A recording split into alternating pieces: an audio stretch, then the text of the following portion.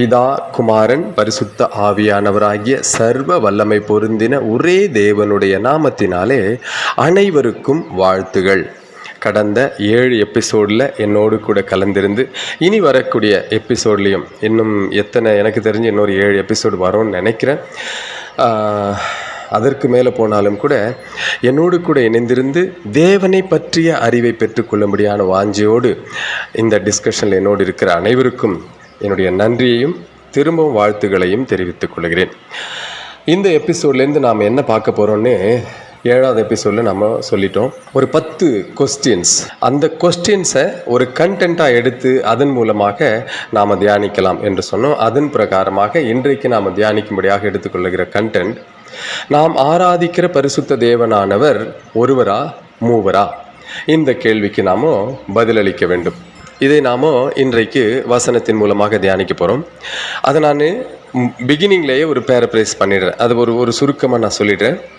தேவாதி தேவன், கர்த்தாதி கர்த்தர், உலக தோற்றம் முதல் நாம் வெளிப்படுத்தின விசேஷம் வரைக்கும் பார்த்தோன்னா அவர் மனுஷரிடத்திலே வாசம் பண்ண விரும்புகிறார். தனக்கென்று ஒரு மக்களை தெரிந்து கொண்டு தன்னுடைய விருப்பத்தின்படி தன்னை மகிமைப்படுத்தும்படி பிதாவாகிய தேவனுடைய அந்த ரிக்குவயர்மெண்ட்டுக்கு கீழ்ப்படிந்து வருகிற மனுஷர்கள் மத்தியிலே அவர் வாசம் பண்ண விரும்புகிறார். அவர் எப்பவுமே பரலோகத்தில் மாத்திரம் இருக்கணும்னு விரும்புறது கிடையாது, மனுஷரோடு கூட சஞ்சரிக்க விரும்புகிறார். மனுஷரிடத்திலே அவருடைய வாசஸ்தலம் இருக்க வேண்டும் என்று விரும்புகிறார். இதற்கு வேத ஆதாரத்தை நம்ம பின்னாடி பார்ப்போம். ஆனால் இப்படி விரும்புகிற தேவன் மனுஷரிடத்தில் வர முடியாதபடிக்கு 2 தடைகள். ஒன்று, மனுஷன் பாவத்திலே விழுந்து போனான். முதல் தடை, அவன் பாவத்தில் விழுந்து போயிட்டான். எப்போ?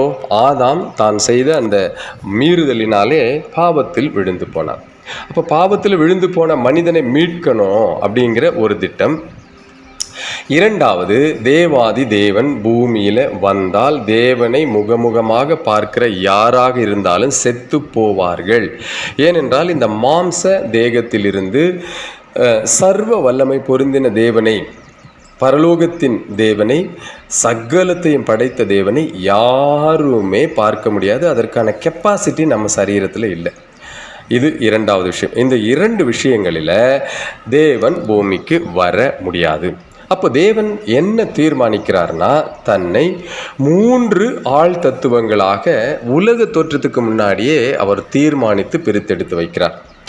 அப்போது இந்த இடத்துல உங்களுக்கு சில கேள்விகள் வரும். அந்த கேள்விகளுக்கு நம்ம அப்புறம் பதில் சொல்லலாம். எனக்கு தெரியுது, என்னுடைய ஆவியில் உணர முடியுது உங்களுக்குள்ள என்னென்ன கேள்விகள் வரும்ன்ட்டு. ரைட். இப்போ இயேசு கிறிஸ்து என்னும் தன்னுடைய வார்த்தை, அதாவது பிதாவினுடைய வார்த்தையை பூமிக்கு அனுப்பி அவரை ஒரு தனி ஆள் தத்துவமாக மனுஷரிடத்திலே சஞ்சரிக்க செய்து மனுஷருக்கு ரட்சிப்பை உண்டு பண்ணும் பலியாக இயேசு கிறிஸ்துவை பிதாவானவர் தீர்மானித்து தன்னுடைய வார்த்தை, பிதாவினுடைய வார்த்தையாகிய இயேசு கிறிஸ்து, தேவனுடைய வார்த்தையாகிய இயேசு கிறிஸ்து, அதாவது பிதாவானவர் தனியாகவும் இயேசு கிறிஸ்து, அதாவது பிதாவினுடைய வார்த்தையாகிய இயேசு கிறிஸ்து தனியாகவும், பரிசுத்த ஆவி, அதாவது பிதாவினுடைய ஆவியாகிய பரிசுத்த ஆவியானவர் தனியாகவும் 3 ஆள் தத்துவங்களாக தங்களை பிரித்து கொள்ளுகிறார்கள். தேவன் தன்னை பிரித்து கொள்ளுகிறார். இப்படிதான் நாம தீர்மானிக்கணும். இதற்கான வசனங்களையும் நாம் தெளிவாக வாசித்து விடலாம். எதையும் நான் சொந்தமாக சொல்லவில்லை. அப்ப இயேசு கிறிஸ்து பழைய ஏற்பாட்டு காலத்தில் பார்த்தீங்கன்னா தேவன் ஏதோ ஒரு வழியில் மனுஷரிடத்தில் சஞ்சரித்தார், மனுஷரோடு தொடர்பு வைத்து கொண்டே இருந்தார். பழைய ஏற்பாட்டிலும் இயேசு கிறிஸ்து பூமியில் வந்து போயிருக்கிறார். அதற்கான வசனங்களை நாம் பார்ப்போம். அப்போது பழைய ஏற்பாட்டில் ஒரு குறிப்பிட்ட ஆட்கள் மூலமாக தேவன் மனுஷரிடத்தில் தொடர்பு வைத்திருந்தார். புதிய ஏற்பாட்டு காலத்தில் இயேசு கிறிஸ்து மூலமாக ஒரு குறிப்பிட்ட இடத்துல சஞ்சரித்து மனிதருக்கு ரட்சிப்பை கொடுத்தார். இப்போது இயேசு கிறிஸ்து பரமேறி போன பிறகு எல்லா மனுஷரும், உலகம் முழுவதிலும் உள்ள மனிதருக்கு இந்த ரட்சிப்பு கடந்து போக வேண்டும். இந்த ரட்சிப்பு எல்லா மனிதருக்கும் தெரியணும். ஏற்றுக்கொள்ளுகிறவர்கள் ஏற்றுக்கொள்ளட்டும், ஏற்றுக்கொள்ளாதவர்கள் ஏற்றுக்கொள்ளாமல் போகட்டும். அதற்குரிய பலாபலன்கள் அவரவருக்கு கிடைக்கும். ஏற்றுக்கொண்டவருக்குரிய பலாபலன் உண்டு, ஏற்றுக்கொள்ளாதவர்களுக்குரிய பலாபலன் உண்டு. அதை அவரவர் அனுபவித்து விடுவார். அப்போ உலகம் முழுவதிலும் இருக்கக்கூடிய எல்லா மக்களையும் ஆக்கிரமித்து ஒவ்வொருவரையும் மனிதர்கள் ஒவ்வொரு மனிதனையும் தேவன் தொட வேண்டும், அவர்கள் மத்தியில் சஞ்சரிக்க வேண்டும் என்கிறதுனால தன்னுடைய ஆவியாகிய பரிசுத்த ஆவியானவரை நம்முடைய காலங்களிலே அனுப்பினார். அப்போஸ்தலர் நடவடிக்கைகள் 2ஆம் அதிகாரத்தில் நாம் வாசிச்சோம் இல்லையா, அந்த இடத்தில் துவங்கி பரிசுத்த ஆவியானவர் தேற்றரவாளனாக பூமியிலே வந்து வாசம் பண்ணி நம்மோடு கூட இருக்கிறார். இதை நாம் பேரப்ரைஸ் பண்ணியாச்சு. அதாவது பிதாவாகிய தேவன் அவர் பூமிக்கு வரவே முடியாது. அவருடைய கெப்பாசிட்டி இதுதான். தேவனுடைய கெப்பாசிட்டி முழுவதுமாக தேவனுடைய கெப்பாசிட்டி இதுதான். பிதாவாக இருந்தாலும் குமாரனாக இருந்தாலும் பரிசுத்த ஆவியானவராக இருந்தாலும் இதுதான் அவங்களுடைய கெப்பாசிட்டி. ஆனால் பிதாவானவர் தன்னுடைய வார்த்தையாக இயேசு கிறிஸ்துவை பூமிக்கு அனுப்புகிறார், தன்னுடைய ஆவியாகிய பரிசுத்த ஆவியானவரை பூமிக்கு அனுப்புகிறார். மூவருக்கும் என்னென்ன ஸ்பெசிஃபை பண்ணி அவங்க ஃபங்க்ஷன் ஆகிறாங்கன்றதை நம்ம பார்த்துட்டோம். பிதாவானவர் பரலோகத்தில் இருந்து எல்லாவற்றையும் அவர் கட்டளையிடுவார். அதை இயேசு கிறிஸ்துவும் செய்வார், பரிசுத்த ஆவியானவரும் செய்வார். எப்படி அவங்க மூவரும் ஒன்றாக இருக்கிறார்கள் என்பதை நம்ம 9வது எபிசோட்ல பார்ப்போம். இப்போ இவ்வளவு நேரம் நாம தியானித்த இந்த சுருக்கத்தை நாம வசனங்கள் மூலமாக பார்க்க போகிறோம். முதல் வசனத்தை நாம் வாசிப்போம். 2 கொரிந்தியர் 6ஆம் அதிகாரம் 16வது வசனத்தை நான் வாசிக்கிறேன். தேவனுடைய ஆலயத்துக்கும் விக்கிரகங்களுக்கும் சம்பந்தம் ஏது? நான் அவர்களுக்குள்ளே வாசம் பண்ணி அவர்களுக்குள்ளே உலாவி அவர்கள் தேவனாய் இருப்பேன், அவர்கள் என் ஜனமாய் இருப்பார்கள் என்று தேவன் சொன்னபடி நீங்கள் ஜீவனுள்ள தேவனுடைய ஆலயமாய் இருக்கிறீர்களே என்று பவுல் சொல்றார். தேவன் நமக்குள்ள வாசம் பண்ணி நமக்குள்ள உலாவி நமக்குள்ள அவர் தேவனாக இருக்க விரும்புகிறார். யோவான் 14ஆம் அதிகாரம் 23வது வசனம் சொல்லுகிறது, இயேசு அவனுக்கு பிரதியுத்தரமாக, ஒருவன் என்னில் அன்பாயிருந்தால் அவன் என் வசனத்தை கைக்கொள்ளுவான், அவனில் என் பிதா அன்பாயிருப்பார், நாங்கள் அவனிடத்தில் வந்து அவனோடே வாசம் பண்ணுவோம். இப்போ பிதாவும் சேர்ந்து கர்த்தராகிய இயேசு கிறிஸ்துவும் இணைந்து பரிசுத்த ஆவியானவரோடு சேர்ந்து மூவருமாக ஒரே தேவனாக நம்மோடு கூட வாசம் பண்ண விரும்புகிறார்கள், வாசம் பண்ணுவார்கள் அப்படிங்கிறத கன்ஃபார்ம் பண்றார். இதில் இன்னும் சில கேள்விகள் இருக்கும், இதில் இன்னும் சில எக்ஸ்பிளனேஷனும் இருக்குது, அதை நம்ம பின்னாடி பார்ப்போம். யோவான் 14ஆம் அதிகாரம் 16வது வசனம், நான் பிதாவை வேண்டிக் கொள்ளுவேன், அப்பொழுது என்றென்றைக்கும் உங்களுடனே கூட இருக்கும்படி சத்திய ஆவியாகிய வேறொரு தேற்றரவாளனை அவர் உங்களுக்கு தந்தருளுவார் அப்படின்னு சொல்லி வசனம் சொல்லுகிறது. என்றென்றைக்கும் நம்மோடு கூட தேவன் சஞ்சரிக்க விரும்புகிறார், நம்மோடு கூட இருக்க விரும்புகிறார்னு. இதே அதிகாரத்தில் 18வது வசனம் சொல்லுகிறது, நான் உங்களை திக்கற்றவர்களாக விடேன், உங்களிடத்தில் திரும்ப வருவேன் என்று கர்த்தராகிய இயேசு கிறிஸ்து சொல்றார். அப்போ ஒரு நாளும் தன்னுடைய பிள்ளைகளை தான் தெரிந்து கொண்டு தன்னுடைய குமாரனாகி இயேசு கிறிஸ்துவின் இரத்தத்தினாலே மீட்கப்பட்டு இயேசுவின் இரத்தத்தினாலே பிதாவோடு கூட உடன்படிக்கை பண்ணப்பட்ட ஒருவரையும் அவர் திக்கற்றவர்களாக இந்த பூமியிலே விட விருப்பமில்லாத கர்த்தராக இருக்கிறார், பிதாவாக இருக்கிறார், தேவனாக இருக்கிறார். அப்போ இது புதிய ஏற்பாட்டில் பார்த்தோமா, பழைய ஏற்பாட்டில் உபாகமம் 31ஆம் அதிகாரம் 8வது வசனம், கர்த்தர் தாமே உனக்கு முன்பாக போகிறவர், அவர் உன்னோடே இருப்பார், அவர் உன்னை விட்டு விலகுவதும் இல்லை, உன்னை கைவிடுவதும் இல்லை அப்படின்னு கன்ஃபார்ம் பண்றார். இன்னும் பார்த்தீங்கன்னா இதையே கன்ஃபார்ம் பண்ற வசனமா யோசுவா 1:5, எபிரேயர் 13:5 இந்த வசனங்களில் எல்லாம் சேம் டிக்ளரேஷன் வரும். யோவான் 1ஆம் அதிகாரம் 14வது வசனத்தில், அந்த வார்த்தை மாம்சமாகி கிருபையினாலும் சத்தியத்தினாலும் நிறைந்தவராய் நமக்குள்ளே வாசம் பண்ணினார். இந்த வார்த்தைகளை நம்ம கவனிக்கணும். அவர் நம்மோடு கூட வாசம் பண்ணுகிற விரும்புகிறவர். யோவான் 14ஆம் அதிகாரம் 2வது வசனத்தை வாசிங்கன்னா, ஒரு ஸ்தலத்தை உங்களுக்காக ஆயத்தம் பண்ண போகிறேன்னு சொல்றாரு. பிதாவினுடைய வீட்டில் அநேக வாசஸ்தலங்கள் உண்டு, அப்படி இல்லாதிருந்தால் நான் உங்களுக்கு சொல்லி இருப்பேன். ஒரு ஸ்தலத்தை உங்களுக்காக ஆயத்தம் பண்ண போகிறேன், நான் போய் உங்களுக்காக ஸ்தலத்தை ஆயத்தம் பண்ணின பின்பு நான் இருக்கிற இடத்திலே நீங்களும் இருக்கும்படி நான் மறுபடியும் வந்து உங்களை என்னிடத்தில் சேர்த்து கொள்ளுவேன். கவனிச்சிங்களா? இதெல்லாம் ரொம்ப என்ன சொல்றது, ரொம்ப டச்சிங்காக வாசிக்க வேண்டிய பகுதி அவ்வளோ ஒரு டச்சிங், அவ்வளோ ஒரு ஒரு ஒரு ஒரு நேசம் பிதாவினிடத்தில் இருக்கிறதை இந்த இடத்துலலாம் நம்ம உணர முடியும். இப்போ நம்ம ஆராய்ச்சியில் இருக்கிறதுனால நான் இதை செய்தியாக பேசுவேன்னா அதனுடைய தாக்கம் வேறு. இந்த இடத்துல பேசும்பொழுது நாம் இதை ஆராய்ச்சியாக பேசுகிறதுனால வெறும் வசனங்களை மாத்திரம் நம்ம வாசிச்சுக்கிட்டு போயிட்டே இருக்கோம். சகரியா 2ஆம் அதிகாரம் 10வது வசனத்தில், சீயோன் குமாரத்தியே கம்பீரித்து பாடு, இதோ நான் வந்து உன் நடுவில் வாசம் பண்ணுவேன் என்று கர்த்தர் சொல்லுகிறார். இப்படியே வெளிப்படுத்தின விசேஷம் 21ஆம் அதிகாரம் 3வது வசனம், கடைசி வேதாகமத்தின் கடைசி புத்தகம், அதில் கடைசி அதிகாரத்துக்கு முதல் அதிகாரத்தில் கடைசி ஆண்டவர் சொல்கிறாரு, மேலும் பரலோகத்தில் இருந்து உண்டான ஒரு பெரும் சத்தத்தை கேட்டேன். அது இதோ மனுஷர்களிடத்தில் தேவனுடைய வாசஸ்தலம் இருக்கிறது, அவர்களிடத்திலே அவர் வாசமாய் இருப்பார், அவர்களும் அவருடைய ஜனங்களாய் இருப்பார்கள், தேவன் தாமே அவர்களோடே கூட இருந்து அவர்களுடைய தேவனாய் இருப்பார்.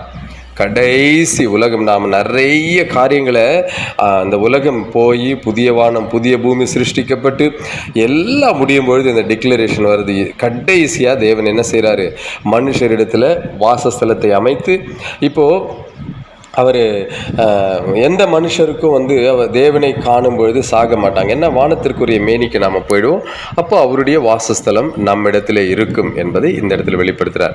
இதே போல் நீங்கள் பார்த்தீங்கன்னா யாத்திரையாகமம் 29ஆம் அதிகாரம் 46வது வசனத்தில், தங்கள் நடுவே நான் வாசம் பண்ணும்படி, இதெல்லாம் நான் அந்த வார்த்தைகளை மாத்திரம் படிக்கிறேன். என்னாகமம் 5ஆம் அதிகாரம் 3வது வசனத்தில், நான் வாசம் பண்ணுகிற தங்கள் பாளையங்களை, எபேசியர் 2ஆம் அதிகாரம் 22வது வசனம் சொல்கிறது, தேவனுடைய வாசஸ்தலமாக கூட்டி கட்டப்பட்டு வருகிறீர்களே. எசேக்கியேல் 37ஆம் அதிகாரம் 26வது வசனமும் அப்படியேதான், நான் அவர்கள் நடுவில் என் பரிசுத்த ஸ்தலத்தை என்றென்றைக்கும் ஸ்தாபிப்பேன், என் வாசஸ்தலம் அவர்களிடத்தில் இருக்கும், நான் அவர்கள் தேவனாய் இருப்பேன், அவர்கள் என் ஜனமாய் இருப்பார்கள், என் பரிசுத்த ஸ்தலம் அவர்கள் நடுவிலே என்றென்றைக்கும் இருக்கும் பொழுது நான் இஸ்ரவேலரை பரிசுத்தம் பண்ணுகிற கர்த்தர் என்று ஜாதிகள் அறிந்து கொள்வார்கள் என்கிறார் என்று சொல்கின்றார். இதை தான் நாம் வெளிப்படுத்தின விசேஷத்தில் பார்த்தோம். கூடவே இந்த வசனங்களையே நோட் பண்ணிக்கங்க. 132ஆம் சங்கீதம் 13வது வசனம், 76ஆம் சங்கீதம் 2ஆம் வசனம், 2 நாளாகமம் 1ஆம் அதிகாரம் 5ஆம் வசனம். ஸோ இவ்வளவு வசனங்கள் இன்னும் நிறைய இருக்குது. எல்லாவற்றையும் எடுத்து நான் இந்த இடத்துல கோட் பண்ணலை. ஒரு முக்கியமான சில வசனங்களை மாத்திரம் சொல்கிறேன். இப்போ நான் பேரப்ரைஸ் பண்ணதில் முதல் காரியம் விளங்கிடுச்சா? தேவன் மனுஷரிடத்தில் வாசம் பண்ண விரும்புகிறார். அவர் பரலோகத்தில் ஏன் இருக்கிறார் என்பதற்கும் நமக்கு விடை நல்லாவே தெரியும். பிதாவாகிய தேவன் பூமிக்கு வந்தால் மனிதர்கள் அழிந்து போவார்கள். தேவன் தான் நினைத்ததை நிறைவேற்றும்படி தன்னுடைய வார்த்தையாகிய இயேசு கிறிஸ்துவை பூமிக்கு அனுப்புகிறார். அவர் மாம்சமாக நம்மிடத்தில் வந்து தங்குகிறார். தன்னுடைய ஆவியாகிய பரிசுத்த ஆவியானவரை அனுப்பி நம் உலகத்தில் இருக்கக்கூடிய எல்லா மக்களோடும் அவர் தொடர்பு வைத்திருக்கிறார்.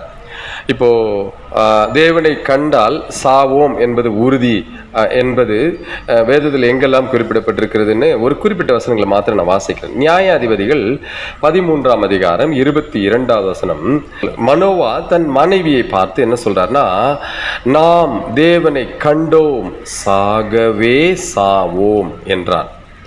ஏசாயா 6ஆம் அதிகாரம் 5வது வசனத்துல, அப்பொழுது நான் ஐயோ அதமானேன், நான் அசுத்த உதடுகளுள்ள மனுஷன், அசுத்த உதடுகளுள்ள ஜனங்களின் நடுவில் வாசமாய் இருக்கிறவன், சேனைகளின் கர்த்தராகிய ராஜாவை என் கண்கள் கண்டதே அப்படிங்கிறார்.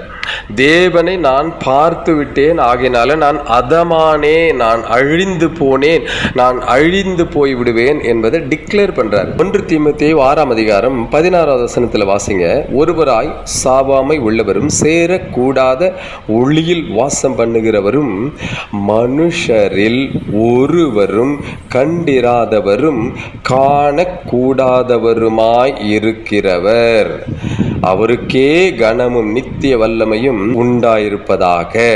ஆமேன் என்று வசனம் சொல்லுகிறது.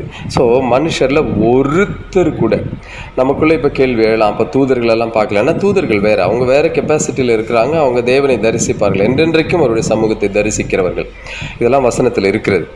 அப்போது தேவனை கண்டால் சாவோம் என்று மனிதர்கள் எல்லாம் சொன்னாங்க இல்லையா? பவுலும் இதை எழுதி வைத்திருக்கிறார் இல்லையா? அப்போ கர்த்தர் என்ன சொல்கிறாரு? யாத்திரையாகமம் 33 வசனத்தில் சொல்கிறாரு, நீ என் முகத்தை காண மாட்டாய், ஒரு மனுஷனும் என்னை கண்டு உயிரோடு இருக்கக்கூடாது என்றார். பிதாவாகிய தேவன் மோசேக்கு தன்னை காண்பிக்கும்படியாக வந்த பொழுது டிக்ளேர் பண்ண வார்த்தை இது. இதை நாம் ஏற்கனவே 7வது எபிசோடில் பார்த்துட்டோம். இப்போ நாம் கவனித்து 7வது எபிசோட்லேயே 6வது எபிசோட்லேயே நாம் இதை பார்த்துருப்போம். இப்போ நாம் இதை புரிந்து கொள்ள காரியம் என்னென்னா, தேவனை கண்டால் மனிதன் மரித்து போய் விடுவான். இதை நாம் தெரிந்து வைத்து கொள்ள வேண்டும். அப்போது இதை நாம் ஒரு உதாரணத்தின் மூலமாக நான் இதை விளக்குறேன் பாருங்களேன். எப்படின்னு சொல்கிறேன் பாருங்கள். இப்போது என்னை இதுவரைக்கும் உங்களில் அநேகர், அதாவது எனக்கு தெரிஞ்சு ஒரு 95% பேர் என்னை பார்த்திருக்கவே வாய்ப்பு கிடையாது. என்னுடைய பெயர் டேவிட் ராஜ்குமார். நான் ஒரு குறிப்பிட்ட இடத்திலிருந்து பேசிக்கிட்டு இருக்கிறேன். என்னை எனக்கு தெரிந்த மக்கள், அதாவது என்னுடைய தாய் தகப்பனார், என்னுடைய மனைவி பிள்ளைகள், என்னுடைய நண்பர்கள், உறவினர்கள், என்னோடு கூட படித்தவர்கள், சிநேகிதர்கள், இப்படி போகிற வழியில் என்னை பார்த்து பேசுகிறவர்கள், அல்லது இவர்களுக்கு மாத்திரம்தான் என்னை தெரியும். இல்லை என்றால் நான் இந்த யூடியூப்பில் ப்ரெசன்டேஷனில் ஒரு இடத்திலும் என்னுடைய ஃபோட்டோவையோ ஒரு இடத்திலும் என்னுடைய முகத்தையோ என்னுடைய உருவத்தையோ காண்பிக்காமல் தான் நான் இந்த செய்தியை பகிர்ந்து கொண்டிருக்கிறேன். இது பர்பஸ்ஃபுல்லாக பண்ணலை, நான் இப்படி செய்து கொண்டிருக்கிறேன். ஆனால் என்னை ஒருவரும் நீங்கள் பார்த்தது கிடையாது, பார்க்க முடியாது, இல்லை பார்த்தது கிடையாது. அப்போ நான் என்ன செய்கிறேன்னா, என்னுடைய வார்த்தை மூலமாக உங்களிடத்திலே தொடர்பு கொள்கிறேன். இப்போ நான் பேசிக்கொண்டிருக்கிற இந்த வார்த்தைகள் எல்லாமே என்னுடைய வார்த்தைகள். இப்போ சொல்லுங்கள், உங்களில் யாராவது ஒருவர் லெஜிட்டிமேட்டாக நியாயமாக வந்து நீங்கள் வேற உங்கள் வார்த்தை வேற என்று சொல்லிவிட முடியுமா? யாராவது சொல்லுவீங்களா? இப்போ நீங்கள் உங்கள் வார்த்தை வேறு நீங்கள் வேறுன்னு உங்களை சொல்லிக்க முடியுமா? முடியாது. என்ன ட்ரை பண்ணாலும் நாமும் நம்முடைய வார்த்தையும் ஒன்று தான். இந்த உலகத்தில் இருக்கக்கூடிய எல்லா மனிதர்களும் நாமும் நம்முடைய வார்த்தையும் ஒன்று தான். இப்போது எனக்கு ஒரு ஆசை. என்ன ஆசைன்னா, நான் இந்த 8வது எபிசோடு வரைக்கும் வந்துட்டேன். தொடர்ந்து ஒரு காரியத்தை சொல்லிகிட்டு இருக்கிறேன், நம்ம டிஸ்கஷனில் இருக்கிறோம் அப்படின்ட்டு. நீங்கள் நிறைய பேர் இது ஒரு கிண்டலாக எடுத்துக்கிட்டு இருக்கலாம், கேலியாக எடுத்துக்கிட்டு இருக்கலாம். ஆனால் உண்மை என்னென்னா, இது ஒரு விதமான டிஸ்கஷன். என்னென்னா, நான் சத்தியத்தை தியானித்து உங்களிடத்தில் பேசுகிறேன், நீங்களும் அதை தியானித்து கமெண்ட்ஸ் வழியாக என்னோடு கூட பேசுங்க. அதன் பிறகு நாம் இதை 2 பேருடைய பேச்சுகளையும் ஒன்றாக இணைத்து சத்தியத்தின்படி அது ஒத்து போகிறதா என்று பார்ப்போம். அதன் பிறகு அதையும் நாம் யூடியூப்பில் போடுவோம். ஒருவேளை நான் பேசினது எந்த இடத்திலாக தவறு என்று நீங்கள் நிரூபித்து விட்டால் அதையும் நாம் பேசுவோம். அல்லது உங்களுக்கு இதை பார்க்கலும் இன்னும் அதிக வெளிப்பாடு கிடைத்திருக்கிறது என்றால் சொல்லுங்கள், நீங்கள் ரெக்கார்ட் பண்ணி கொடுங்க, அதையும் போடலாம். இல்லை நீங்கள் தனியாக போடுறதுனாலும் போடுங்க, எது வேணாலும் செய்யலாம்.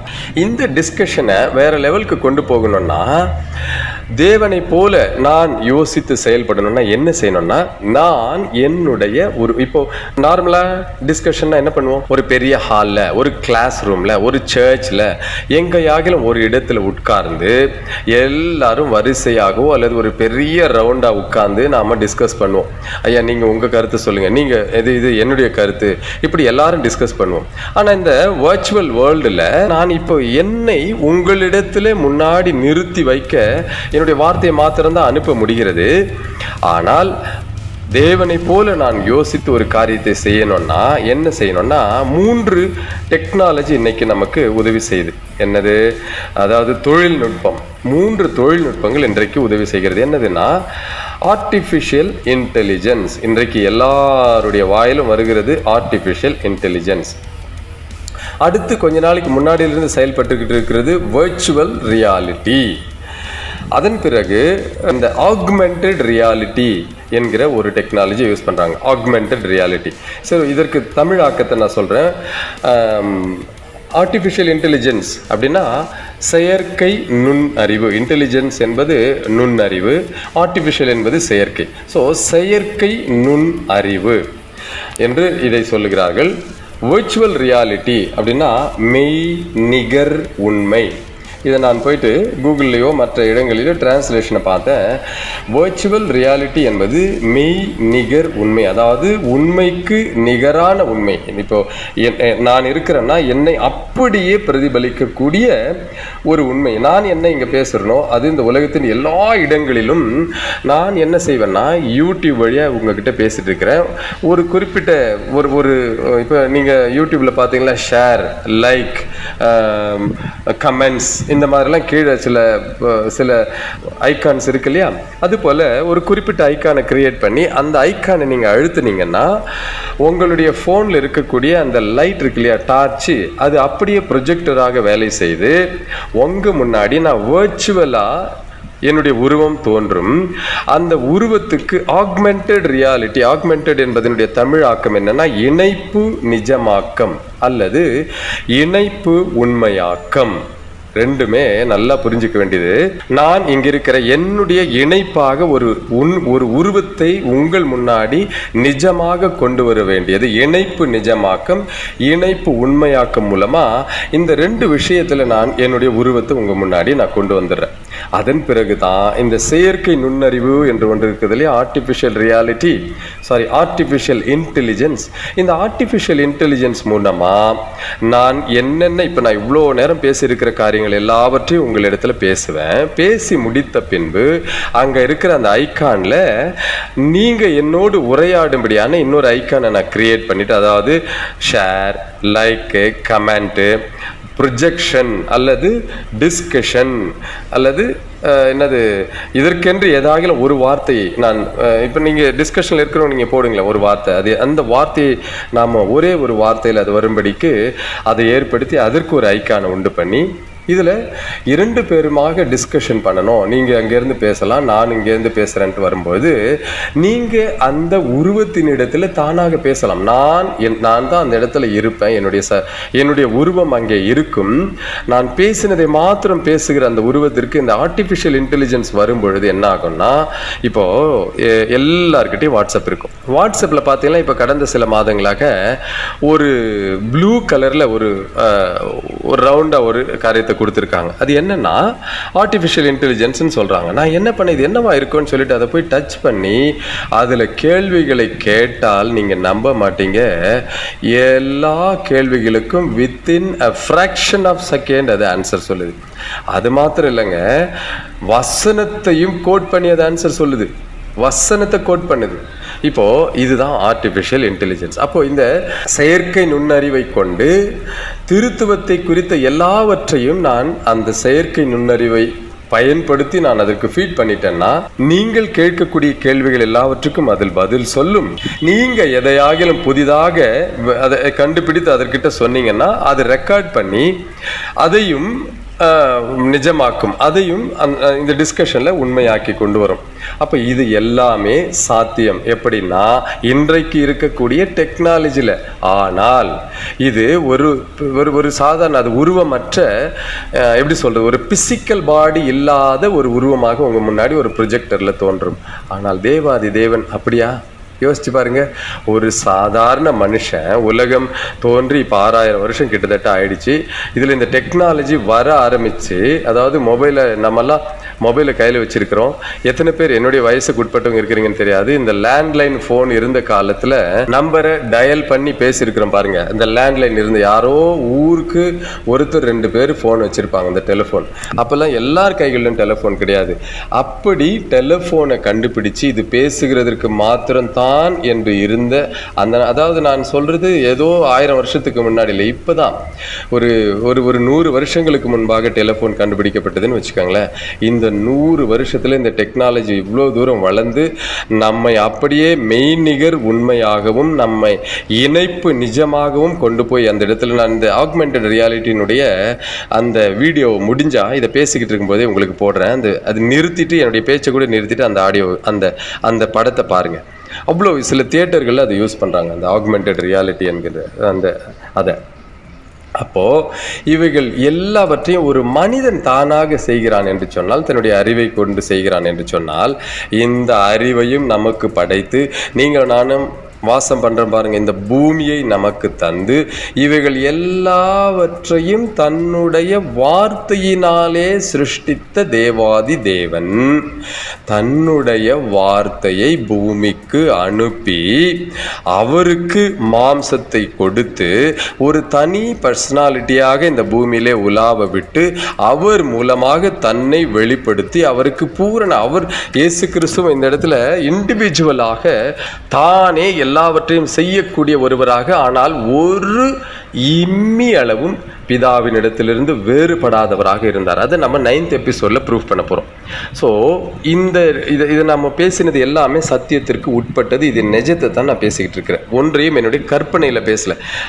இந்த இணைப்பு அதாவது இந்த ஆகுமெண்டட் ரியாலிட்டி, இந்த ப்ரொஜெக்ஷனில் பண்ணுறது, இது எல்லாமே இனி வரப்போகுது. நிச்சயமாக வரப்போகுதுங்க, நிச்சயமாக வரப்போகுது. இது வராமல் இருக்காது. நீங்களும் நானும் கர்த்தரை அறிந்து கொண்டவர்களாய் இந்த உலகத்தில் வாழும்பொழுது சத்துருவானவன் தன்னுடைய ஆட்சியை கொண்டு வருகிறதற்கு முன்னாடி ஒருவேளை இதெல்லாம் செயல்பட ஆரம்பிச்சுன்னா நம்ம பார்ப்போம்.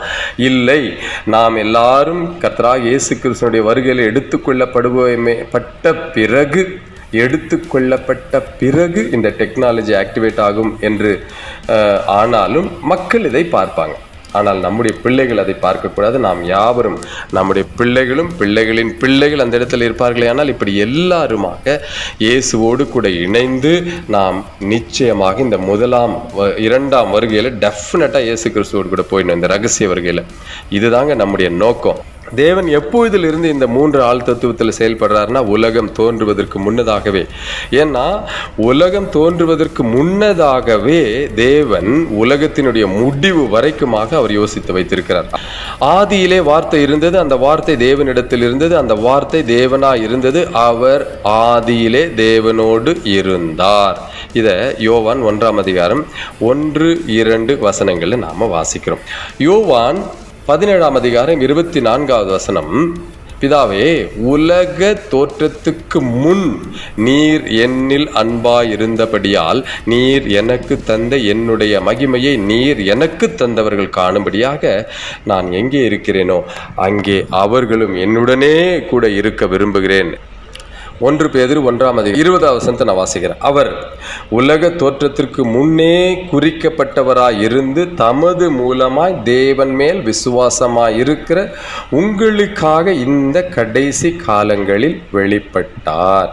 நல்லா ஞாபகம் வச்சுக்கோங்க, இயேசு கிறிஸ்து உலக தோற்றத்துக்கு முன்னதாகவே குறிக்கப்பட்டவராக இருந்து அப்படின்னா என்ன அர்த்தம்னா, பிதாவாகிய தேவன், அதாவது தேவாதி தேவன் தன்னை பிதாவாகவும் தன்னுடைய வார்த்தையை இயேசு கிறிஸ்துவாகவும் தன்னுடைய ஆவியை பரிசுத்த ஆவியானவராகவும் உலக தோற்றத்துக்கு முன்னதாகவே குறித்து வைத்து அதிலே இயேசுவுக்கு என்ன ஃபங்க்ஷன், இயேசு என்ன செய்ய போகிறார் இந்த பூமியில் என்பதை அவர் முன்குறித்து தீர்மானித்து இயேசுவை குறித்து வைத்திருக்கிறார். அதை தான் அவர் சொல்றார், தமது மூலமாய் தேவன் மேல் விசுவாசமாக இருக்கிற உங்களுக்காக இந்த கடைசி காலங்களில் வெளிப்பட்டாருன்னு. ஆகவே உலக தோற்றத்துக்கு முன்னதாகவே பிதா, குமாரன், பரிசுத்த ஆவியானவராக தேவாதி தேவன் செயல்பட்டு கொண்டிருக்கிறார். இதற்கும் மேலே இன்னும் ஒரு வசனத்தை நான் வாசிக்கிறேன். இந்த வசனம் கொஞ்சம் நீளமான வசனம், ஆனால் குறிப்பிட்டதை மாத்திரம் நாம புரிஞ்சுக்கலாம். எபேசியர் 1ஆம் அதிகாரம் 4வது வசனத்தை மாத்திரம் நான் வாசிக்கிறேன். அது இது முன்பகுதி பின்பகுதி இது எல்லாவற்றையும் சேர்ந்தால் அதற்கு ஒரு சத்தியம் இருக்கிறது. அதை நாம் இப்போ அந்த சத்தியத்தை நம்ம தியானிக்க போகிறது இல்லை. உலகம் தோன்றுவதற்கு முன்னாகவே தேவன் பிதாவாகவும் குமாரனாகவும் பரிசுத்த ஆவியானவராகவும் 3 ஆள் தத்துவங்களிலே இருந்து செயல்படுகிறார் என்பதை நாம் அறிந்து கொள்ள வேண்டும் என்பதற்காகத்தான் இதை நான் வாசிச்சுக்கிட்டு வரேன். தமக்கு முன்பாக நாம் அன்பில் பரிசுத்தம் உள்ளவர்களும் குற்றம் இல்லாதவர்களுமாய் இருப்பதற்கு அவர்னா இந்த இடத்துல பிதா என்பதை நினைவில் வைத்துக் கொள்ளுங்கள். உலக தோற்றத்துக்கு முன்னே கிறிஸ்துவுக்குள் நம்மை தெரிந்து கொண்டபடியே. இங்க இன்னொரு ரகசியத்தை நான் சொல்லிடுறேன். நான் உங்களுக்கு ஏற்கனவே நம்ம இங்க பேசிட்டு இருக்கும்போது சொன்னேன் இல்லையா, உலகம் தோன்றுவதற்கு முன்னதாகவே தேவன் வெளிப்படுத்தின விசேஷத்தில் சொல்லப்பட்டவைகள் மாத்திரமல்ல, நித்தியத்தில் என்ன நடக்கும், நித்தியமாக நாம் என்ன செய்ய போகிறோம் என்பது எல்லாவற்றையும் உலகம் தோன்றுவதற்கு முன்னதாக அவர் தீர்மானித்து வைத்திருக்கிறார். அதில் ஒரு பகுதி தான் உலக தோற்றத்துக்கு முன்னாடியே நம்மையும் அவர் தெரிந்து வைத்து கொண்டார். எதற்காக? அதற்காக தமக்கு முன்பாக, அதாவது பிதாவுக்கு முன்பாக, நாம் என்பது நீங்களும் நானும், நமக்கு முன்பாக கர்த்தருக்குள்ளாக மரித்தவர்கள், நமக்கு பின்னாக கர்த்தருக்குள்ளாக வரப்போகிறவர்கள், நம்முடைய பிள்ளைகள், நம்முடைய பிள்ளைகளின் பிள்ளைகள், நம்முடைய உறவுகள், நம்முடைய வாழ்க்கை துணைகள், நம்முடைய பெற்றோர், இப்படி யாரெல்லாம் கர்த்தருக்குள்ளாக இருக்கிறார்களோ நாம் அன்பில் பரிசுத்தம் உள்ளவர்களும் குற்றம் இல்லாதவர்களுமாய் இருப்பதற்கு அவர் உலக தோற்றத்துக்கு முன்னே கிறிஸ்துவுக்குள் நம்மை, அதாவது உங்களே என்னையே இதுவரைக்கும் நான் சொன்ன பாருங்க அந்த லிஸ்ட், எல்லாரையும் தெரிந்து கொண்டபடியே. பார்த்தீங்களா, நம்ம எல்லாரையுமே அவர் உலக தோற்றத்திற்கு முன்பதாகவே, அதாவது உலகம் தோன்றவில்லை, வானம் தோன்றவில்லை, வெளிச்சம் உண்டாகவில்லை, இப்படி ஆதியாகமம் 1ஆம் அதிகாரம் 1ஆம் வசனத்தில் சொல்லப்பட்டிருக்கிற எதுவுமே உண்டாகவில்லை. ஆனால் அதற்கு முன்பாகவே தேவன் தான் படைக்க போகிறவைகளையும், படைப்புகள் எப்படி இருக்கும், அந்த படைப்புகளிலே என்னென்ன மாற்றங்கள் எப்பொழுதெல்லாம் நடக்கும், எல்லாவற்றையும் முன்குறித்தே அவர் அறிந்திருக்கிறார், அவர் தீர்மானித்திருக்கிறார். அதில் விசேஷமா நாம், அதாவது இந்த சத்தியத்தை கேட்டு சத்தியத்தை ஏற்றுக்கொண்டு வேதாகமத்தினுடைய ஒவ்வொரு உண்மையையும் ஒருவித மறுதளிப்பும் இல்லாமல் சத்தியத்திற்கு முன்பாக நம்ம ஆர்கியூ பண்ண முடியாது. பார்த்துக்கோங்க, தெரியல அப்படிங்கிறதுக்காக கேட்டு தெரிந்து கொள்ளுதல் வேற, இது எப்படி சாத்தியம் அப்படிங்கிற அந்த ஆர்கியூமெண்ட்ஸ் எல்லாம் பிதாவுக்கு முன்பாக கொண்டு வர முடியாது, பரிசுத்த ஆவியானவருக்கு முன்பாக கொண்டு வர முடியாது, இயேசு கிறிஸ்துவுக்கு முன்பாக கொண்டு வர முடியாது. அப்படின்னா இந்த சத்தியத்தை வெளிப்படுத்துகிறவர்கள் யாராக இருந்தாலும் அதை வெளிப்படுத்துகிறவர்கள் தேவனுடைய நாமத்தை சுமந்து கொண்டு வருகிறவர்கள். இப்போ பவுல் பாத்தீங்கன்னா கிறிஸ்தவர்களை ஒடுக்க போறாரு. அப்போ இயேசு கிறிஸ்து பவுலை பார்த்து கேட்கிறார், நீ முள்ளில் உதைக்கிறது உனக்கு கடினமா இல்லையான்னு கேட்கிறார். நீங்க யார் ஆண்டவரேன்னு பவுல் கேட்கும் பொழுது, நீ துன்பப்படுத்துகிற இயேசு நானே அப்படிங்கிறார். என்னிடத்துல ஒரு மதியினமா ஒரு மனுஷன் ஆர்கியூ பண்ண, அப்படி நான் சொன்னேன், கர்த்தருக்கு முன்பாக இப்படியெல்லாம் கேள்வி கேட்க முடியாதுங்க அப்படின்னா, நீங்க ஒன்றும் கடவுள் கிடையாது. இதான் இந்த மாதிரியான அறிவில்லாத தன்மை தான் ஒரு சிலருடைய மதியினம். வேதம் சொல்லுகிறது, நம்மை ஒருவர் தூஷித்தால் நமக்குள்ளாக இருக்கிற பரிசுத்த ஆவியானவரை அவங்க தூஷிக்கிறாங்கன்னு அர்த்தம். அதாவது கர்த்தருடைய சத்தியத்தை சுமந்து கொண்டு போகிறவர்களை யாரெல்லாம் தூஷிக்கிறாங்களோ அவங்க பரிசுத்த ஆவியானவரை தூஷிக்கிறாங்க. நான் சத்தியத்திற்கு புறம்பா ஏதாவது கதை விடுறேன், போய் சொல்றேன்னா நீங்க தூஷிங்க, ஒண்ணுமே பிரச்சனை கிடையாது. அதே போல நம்மை துன்பப்படுத்துகிறவர்கள் இயேசுவை துன்பப்படுத்துகிறார்கள். இது டைரக்டா தேவனை அட்டாக் பண்ணக்கூடிய காரியங்கள். அதுபோல திருத்துவத்திலே மிக விசேஷம், இயேசு கிறிஸ்து என்பவர் நம்முடைய பாவங்களை சுமக்கும்படியாக பூமிக்கு அனுப்பப்பட்டு, அதாவது தேவாதி தேவன், சர்வத்தையும் பிதாவாகிய தேவன் இயேசுவை கொண்டு உருவாக்கினார். எல்லாவற்றையும் உருவாக்கினவர் கர்த்தராகிய இயேசு கிறிஸ்து. பிதா தீர்மானித்தார், இயேசுவின் மூலமாகத்தான் எல்லாமே உருவாக்கப்பட்டது. இது எல்லாவற்றையும் நம்ம முன்னாடியே பார்த்துட்டோம். உருவாக்கினவரை உருவாக்கப்பட்ட மனிதர்கள் கொல்லுகிற ஒரு சூழ்நிலை, இதை இயேசு கிறிஸ்து ஏற்றுக்கொண்டார். இதெல்லாம் காம்ப்ரிஹெண்ட்லாம் பண்ண முடியாது. அவ்வளோ ஈஸியாக நீங்கள் விளங்கி கொள்ளுவீங்கன்னு எனக்கு தெரியாது. எத்தனை பேர் இதை புரிஞ்சு வச்சுக்கிட்டு தேவனை மகிமைப்படுத்துவீங்கன்னு தெரியாது. ஆகையினால தான் இந்த உலகத்தில் யாராக இருக்கட்டும், எப்படிப்பட்டவங்களாக இருக்கட்டும், அவங்க இயேசுவை அட்டாக் பண்ணுவாங்க. இயேசு கிறிஸ்துவின் மேலே மட்டும்தான் குறியா இருப்பாங்க. அவர் எப்படி கடவுளாக இருக்க முடியும்? அவர் எப்படி மனுஷனாக இருந்து கடவுளாக முடியும்? அவர் எப்படி ஒரு ஸ்திரீயின் வயிற்றில் பிறக்க முடியும்? அவர் எப்படி மனுஷனை போல வாழ முடியும்? அவர் எப்படி மனுஷனை போல டாய்லெட் போனார், மனுஷனை போல சாப்பிட்டார், மனுஷனை போல தூங்கினார், மனுஷனை போல எல்லாம் செய்தார்? அவர் எப்படியா கடவுளாக முடியும்? என்னென்னலாம் அவரை அவமானப்படுத்த முடியுமோ, இன்னும் சொல்ல போனால் ரொம்ப கேவலமாக பேசக்கூடியவர்கள் இருக்கிறாங்க. எல்லாமே இயேசு கிறிஸ்துவை அட்டாக் பண்ணி, அவரை ஹியூமிலியேட் பண்ணி, இயேசுவை அவமானப்படுத்தி, இயேசுவை உலகத்திற்கு முன்பாக இருந்து மறைத்து விட்டால் போதுங்கிறது பிசாசினுடைய திட்டம். அந்த திட்டத்திற்கு தங்களை ஒப்பு கொடுத்து வாழுகிறவர்கள் அநேக செக்ட் கிறிஸ்துவத்துக்குள்ளே இருக்கிறாங்க. நான் வெளியில் இருக்கிறவங்களை குறித்து இப்போ எனக்கு அவ்வளோ வருத்தம் இல்லை. கிறிஸ்துவத்துக்குள்ளே இருக்கிறாங்க, நிறைய பேர் இருக்கிறாங்க இயேசுவை மட்டுப்படுத்துகிறவர்கள். அதாவது நிறைய பேர் என்ன நினச்சிட்டு இருக்காங்கன்னா, இயேசு கிறிஸ்து தான் பிதாவாக பரலோகத்தில் இருக்கிறார், இயேசு கிறிஸ்து குமாரனாக பூமிக்கு வந்தார், இயேசு கிறிஸ்து தான் பரிசுத்த ஆவியானவராக நம்ம மத்தியில் இருக்கிறார் அப்படின்னு சொல்கிறதுனால இயேசுவை உயர்த்துறதா நினச்சிக்கிட்டு இருக்காங்க. அதுவும் இயேசு கிறிஸ்துவை மட்டுப்படுத்துவது தான். திருத்துவத்தையும் நல்லா புரிஞ்சுக்கிட்டீங்களேன்னா, இயேசு கிறிஸ்துவுக்குரியவைகளை இயேசு கிறிஸ்துவுக்கும், பிதாவுக்குரியவைகளை பிதாவுக்கும், பரிசுத்த ஆவியானவருக்குரியவைகளை பரிசுத்த ஆவியானவருக்கும் கொடுத்து பழக வேண்டும். இதில் எதிலையுமே நாம் 3 பேரையும் வெவ்வேறாக பிரித்து பார்க்கவில்லை. இதில் எல்லாவற்றிலுமே திருத்துவத்தை மகிமைப்படுத்துகிறோம். தேவன் 3 ஆள் தத்துவங்களிலே தன்னை பிரித்து செயல்படுகிற செயல்பாடுகளை நாம் அங்கீகரித்து அதற்குரிய மகிமையை செலுத்தும் பொழுது தேவனை நாம் மகிமைப்படுத்துகிறோம். இது எத்தனை பேருக்கு புரியுது? எத்தனை பேருக்கு இந்த ஞானம் இருக்குங்கிறது எனக்கு தெரியல. ஆமோதிக்கிறவர்கள் கர்த்தருக்குள்ளாக சத்தியத்தை ஏற்றுக்கொண்டு சத்தியத்திற்கு சாட்சியாக வாழ நாம் நம்மை ஒப்பு கொடுப்போம். பரிசுத்தமுள்ளவர்களும் குற்றமே இல்லாதவர்களுமா இருப்பதற்கு அவர் கிறிஸ்துவுக்குள்ளாக நம்மை தெரிந்து கொண்டார். எப்போ? உலகம் தோன்றுவதற்கு முன்னதாகவே. தனி டாப்பிக்கு இது. நம்ம ரொம்ப நேரம், கிட்டத்தட்ட எனக்கு ஒரு 1 ஹவருக்கு மேலே இதை நம்ம இதை விளக்கி சொல்லக்கூடிய பிரசங்கம் இருக்கிறது. அதற்கு எல்லாவற்றுக்கும் வேத ஆதாரங்கள் இருக்கிறது. ஆனால் அதற்கு இப்பொழுது நேரம் இல்லை. ஆகையினால நான் இப்போவே முடிச்சுக்கிறேன். ஸோ இந்த சத்தியத்தை புரிந்து கொள்ள வேண்டும். இந்த 8ஆம் பாகம் கொஞ்சம் நீளமாக நேரம் எடுத்துக்கொண்டது. தயவு கூர்ந்து மன்னித்துக் கொள்ளுங்கள்.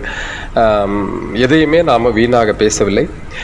8A என்கின்ற 8ஆம் பாகத்தின் ஏ பகுதியாக நான் இதை இப்பொழுது முடித்துக் கொள்கிறேன். என்னென்னா ஆல்ரெடி ஒரு 36 மினிட்ஸுக்கு ஆயிடுச்சு.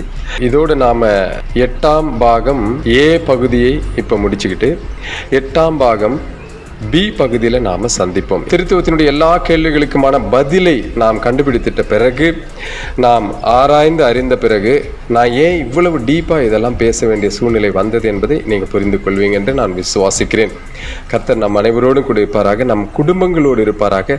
நம் பிள்ளைகள் விசேஷமாய், நம்முடைய பிள்ளைகள், பிள்ளைகளின் பிள்ளைகள், நம்முடைய உறவுகள், நம் தாய் தகப்பன்மார், நம் உடன் பிறந்தவர்கள் எல்லாரையுமே இந்த பூமியில் நாம் அந்தி கிறிஸ்துவனுடைய ஆட்சிக்கு விட்டு விட்டு போகக்கூடாது என்பதுதான் என்னுடைய அடிப்படை நோக்கம். ஆகையினால இந்த திருத்துவத்தினுடைய ஆழமான சத்தியத்தை உலகத்திற்கு சொல்லியே ஆக வேண்டும் என்கின்ற ஒரு நிர்பந்தம், அவசரமாக இதை நான் சொல்கிறேன். கவனித்து சத்தியத்தை ஏற்றுக்கொள்வோம். சத்தியம் நம்மை விடுதலையாக்க நாம் நம்மை ஒப்பு கொடுப்போம். கர்த்தருக்கே சகல விதத்திலும் மகிமையும் துதியும் கனமும் சதா காலங்களிலும் உண்டாயிருப்பதாக. 8ஆம் பாகம் பி பகுதியில் நாம் சந்திக்கலாம்.